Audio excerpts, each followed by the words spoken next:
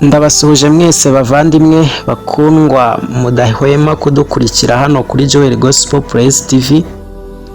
Reka mbahe ikaze mu kiganiro cy'uno munsi, aho tugiye kuganira ku bintu by'ingenzi bishobora kuba byatuma umuntu agira urugo rwiza rushimishije rurimo amahoro n'umunezero.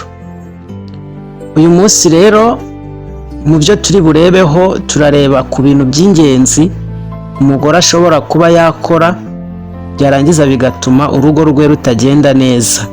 Ubikurikirane, niba wumva harimwo ibikurangwaho ufate igihe cyo kubihindura, kuko mu minsi utazi bishobora kurangira urugo rwawe rusenyutse. Urugo rero ni ishingiro ry'imibereho y'abantu, kandi kugira ngo rubeho mu mahoro bisaba uruhare rwa buri wese mu barugize.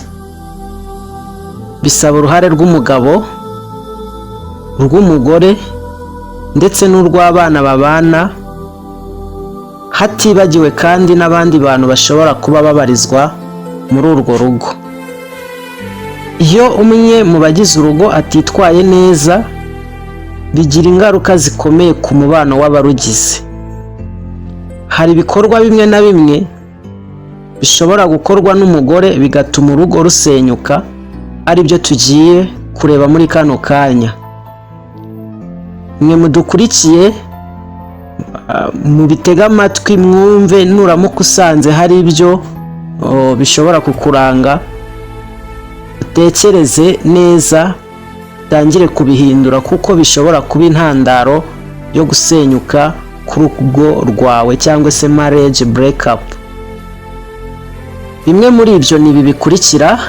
Cya mbere umugore ashobora gukora hanyuma bigatuma urugo rwe rusenyuka ni ukutubaha umugabo. Kutubaha umugabo wawe. Urugo rugengwa n'umuco wo kubahana, respect for each other, hagati y'abagize urwo rugo, by'umwihariko ndavuga hagati y'umugabo n'umugore. Iyo umugore ahora asuzugura umugabo we, akamuvuga nabi cyangwa se akamutesha agaciro mu maso y'abandi, bica umugabo intege kandi bigatuma yumva atagifite umwete ndetse n'ubushake bwo kubaka urugo rwe no kurushakishiriza imibereho. Ubwubahane hagati y'ababana ni ishingiro ryo gutuma urugo rushobora kubaho neza. Igitabo cy'Abefeso umurongo wa 5 mu gice cya 22 niho hatubwira hati, bagore mugandukira abagabo banyu nk'uko mugandukira umwami wacu. Aha havuga ko urugo rufite imizi mu rukundo n'icyubahiro cyangwa se kubahana. Iyo ibyo bibuze, urugo rubura cyangwa se rutakaza umwimerere warwo n'intego bari bafite, zigagenda zitakarizwa igihe cyo gushyirwa mu bikorwa. Ikindi kintu cya kabiri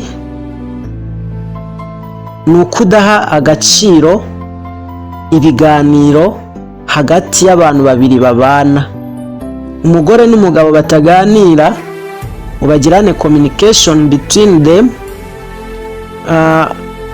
uru rugo amahirwe yo gukomera ruba ari makeya. Hanyuma wowe mugore, niba rwose utaganira n'umugabo wawe, umenye yuko amaherezo nta handi bizarangira habayemo kunanirwa ku ruhande rumwe, bitumye umugabo abe yakwishakira izindi nzira zizamuhesha amahoro. Umugore wanga kuganira ku bibazo by'urugo cyangwa akihitiramo guceceka mu gihe habaye ikibazo, ateza kubangamira itumanaho hagati yabo. ibi ngibi nta kindi bikurura usibye guhorana inzika no kwanga gutega amatwi mugenzi wawe mu rukundo mwari mufitanye rukadohoka, umwe agatangira kwigendera uko ashaka, hanyuma urugo rwanyu rugasenyuka. Mu by'ukuri mu gitabo cy'imigani igice cya 15 umurongo wa 4 haratubwira ngo ururimi rukiza ni igiti cy'ubugingo, ariko ururimi rugoreka rukomeretsa umutima. Nimwugururirana imitima yanyu, buri wese agafungukira mugenzi we, mukaganira, mugakemura ibyo bibazo byanyu, nta kabuza muzagera aho mwifuza hose. Ariko umwe muri mwe niyifata agatekereza ko nta kintu atazaha umwanya mugenzi we ngo baganire ku bibazo by'urugo rwabo, bizakomeretsa mugenzi we, binamuteze kuba yafata umugambi wo kwinjira mu ngeso mbi ndetse n'inzira zitari nziza. Abefeso igice cya 4 umurongo wa 29 niho hari ijambo ritubwira ngo ijambo ryose riteye isoni ntirigaturuke mu kanwa kanyu, ahubwo uko mubonye uburyo mujye muvuga iryiza ryose ryo gukomeza abandi, kugira ngo riheshe abaryumvishe umugisha. Bavandimwe mwe mufite ingo, no mu kuganira kwanyu mujye muharanira kudakomeretsanya, mubwirana amagambo y'ihumure, mbese buri wese atanga igitekerezo cy'uko urugo rukwiriye kubakwa. Umugore rero udakurikiza, udaha umwanya umugabo we, ibi bishobora gutuma urugo rwe rusenyuka burundu. Cya gatatu gishobora gutuma urugo rwasenyuka biturutse ku mugore ni igihe umugore yaba yishoye mu busambanyi, cyangwa se akaba yakwihata kugirana ubushuti bwo hanze y'urugo n'abandi bagabo batari umugabo we. Iyo umugore arangariye abandi bagabo, yaba mu mibonano mpuzabitsina, cyo bita infidelity, cyangwa mu byiyumvo byo mu mutima emotional affairs, ibi byose byica icyizere trust umugabo yari afitiye umugore we. Ibi rero nta handi bijyanisha usibye gusenya inkingi y'urukundo ruri hagati yanyu, bikarangiza kwizerana bibuze muri mwebwe, hanyuma bikabaviramo gusenyuka ndetse no kudatanga uburere bukwiriye ku bana babakomokaho. Igitabo cyo Kuva igice cya 20 umurongo wa 14 niho hari ijambo rivuga ngo ntukagire icyaha cyo kwifuza gusambana uko byagenda kose. Igitabo cy'imigani igice cya 31 umurongo wa 11 n'uwa 12 naho niho hatubwira ngo umutima w'umugore ukiranuka uhora utekereza umugabo we gusa. Bibiliya ihamagarira umugabo n'umugore kuba indahemuka, kuko ubusambanyi buca intege izingiro cyangwa se inkingi y'urugo rwabo. Reka turebe ikintu cya 4 gishobora kubaho umuntu ashobora gukora, umugore ashobora gukora kigatuma urugo rwabo rudatera imbere cyangwa se rutanabaho rukavaho burundu. Iyo umugore adaha agaciro umuryango w'umugabo we, ibi ngibi bituma urugo rusenyuka ndetse rukasenyuka burundu. Wowe mugore, niba ugiye gushaka mu muryango wo kwa runaka, kunda umuryango w'umugabo wawe, kuko nibwo urugo rwanyu ruzabasha kubakika rukabaho nta kibazo rufite. hari abagore bashotora cyangwa bagasuzugura abavandimwe n'ababyeyi b'abagabo babo.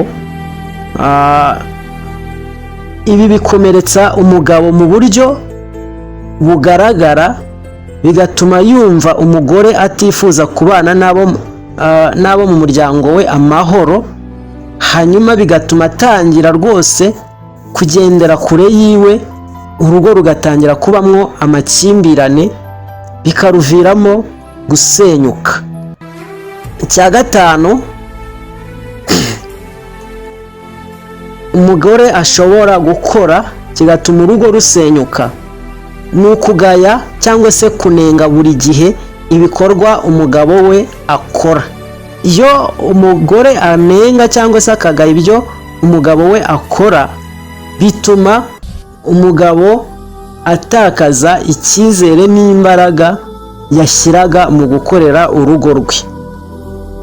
Kubwira umugabo ko ntacyo ashoboye cyangwa kumugereranya n'abandi bimuca intege, kandi bikagabanya n'intekerezo ziwe yashyiraga ku muryango. Bagore mukurikiye kino kiganiro, niba ushaka kubaka urugo rwawe kugira ngo rugende neza, irinde aho wahurira n'ino ngingo yo kugaya ndetse no kunenga ibikorwa bikorwa n'umugabo wawe. Ntabwo mbabwiye ngo niba umugabo wawe akoze ikosa ntukamunenge, ariko bya bindi akora wibizanamo criticism, wibizanamo kunenga, cyane ko aba yabikoze ari inyungu zanyu mwembi. Gatandatu, umugore udaha agaciro umutungo wabo. Wowe mugore, niba udaha agaciro umutungo w'urugo rwanyu, menya ko urugo rwawe ruri mu marembera. Ibi birimo gukoresha amafaranga nabi, guhisha ibyo winjiza cyangwa se ibyo umuntu yinjiza, cyangwa kudashyira hamwe mu bijyanye n'imari y'urugo rwanyu, cyangwa financial responsibility mu rugo rwanyu. Bishobora gutera amakimbirane ashobora kuganisha ku isenyuka ry'urugo rwanyu. Gusenyuka k'urugo rwanyu rero bigira ingaruka nyinshi, cyane cyane ku bana banyu baba babifuzaho indangagaciro nzima.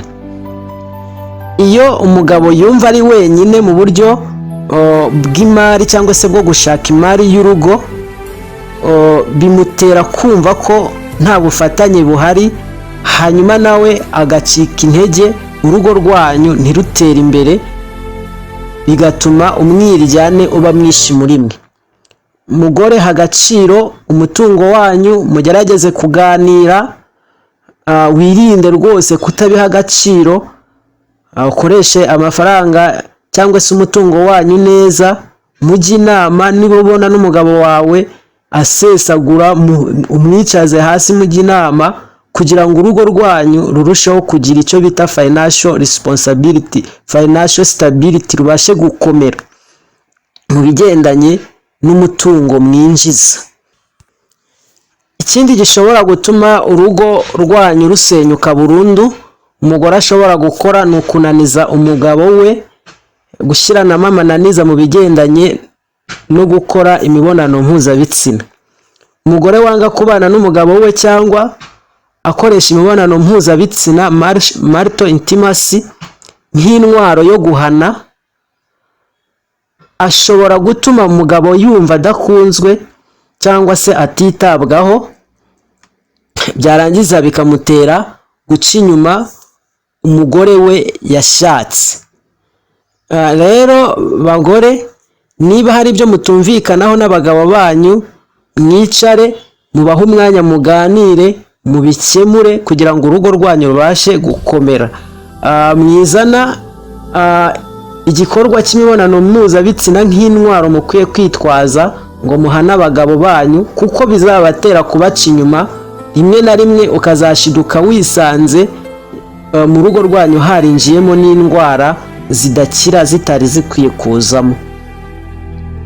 Hanyuma ikindi umugore ashobora gukora ni ukunaniza umugabo we mu nzozi ze za buri munsi. Umugabo wawe ashobora kuba afite inzozi z'ibyo yifuza ko mwageraho mu rugo rwanyu, ariko wowe mugore ukazana version yo kumunaniza, bigatuma yumva nta cyizere, adakeneye buri kimwe cyose cyaturuka ku mugore we, akumva n'inzozi ze ntashobora kuzikubwira ngo muziganireho, bigatuma buri wese abasha guca inzira ye, cyangwa se umugabo akanashaka n'inzira zose zishoboka kugira ngo izo nzozi ze zishyirwe mu bikorwa. Hanyuma iyo mutabyumvikanaho birangira urugo rwanyu rusenyutse burundu. Umugabo ufite inzozi cyangwa imigambi ashaka kugeraho aba akeneye inkunga y'umugore. Hanyuma iyo umugore ahora amutesha agaciro, amukwena cyangwa se amuca intege, atuma yumva atari wenyine kandi adashyigikiwe. Bagore muri kunyumva uyu munsi, ibi bintu ndi kubabwira wumve niba hari icyo wiyiziho, ugerageze ukigabanye, ugihindure, kuko bizaba intandaro yo kubaka urugo rwawe neza. Ikindi umugore ashobora gukora kigatuma urugo rwe rutagenda neza cyangwa se rusenyuka, ni ugushyira abandi imbere y'umugabo we. Umugabo wawe niwe ukwiriye gushyira imbere, gutekerezaho kurusha uko washyira abandi imbere. Hari abagore bahora baha umwanya munini inshuti zabo, imiryango cyangwa se akazi kurusha uwo bashakanye. Iyo bibaye umuco, umugabo yumva atakiri uw'ingenzi mu rugo, akajya gushaka ab'ingenzi kuri we, wowe akakureka kuko ababona ko ntacyo umumariye. Ibi bivuze ko ariyo ntangiriro y'isenyuka ry'urugo rwanyu. Hari ikindi cy'ingenzi umugore ashobora gukora bigatuma urugo rwabo rutagenda neza, ari cyo gushyamirana mu buryo butari bwo. Iyo umugore ashyamirana n'umugabo we mu buryo butari bwo kandi budakenewe, ibi bituma urugo rwabo rwuzuramo amakimbirane, gukoresha amagambo mabi, kurwana mu maso y'abantu, cyangwa gukurura abantu b'inyuma outsiders mu makimbirane y'urugo rwanyu. Byose bigira ingaruka mbi cyane ku mibanire yanyu. Iyo ibibazo bitabonerwa igisubizo mu rukundo no mu bwumvikane, bigira imizi bikarushaho gukura, hanyuma urugo rwanyu rugasenyuka cyangwa se mukagirirana nabi ku rwego rutari rwiza. Nubwo ibi bikorwa bishobora kuba ku ruhande rw'umugore, ibi tumaze kuvuga hejuru ntibivuze ko abagabo badakora amakosa.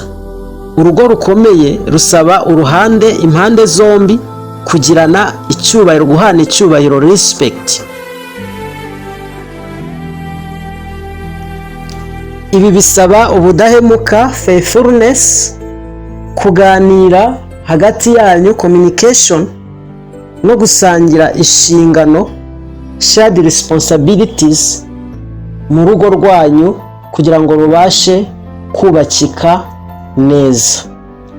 Hanyuma uyu munsi twari twafashe kuganira ku ruhande rw'abagore, tuzaganira no ku ruhande rw'abagabo, turebe ibyo bakora bishobora gutuma ingo zabo zisenyuka. Komeza udukurikirane hano kuri Joel Gospel Praise TV, ubane natwe, komezanye natwe, kandi wibuke gusangiza kino kiganiro abandi kugira ngo ingo zabo zibashe kubaho zikomeye. Umwami abane namwe kandi abakomeze, naho ubutaha.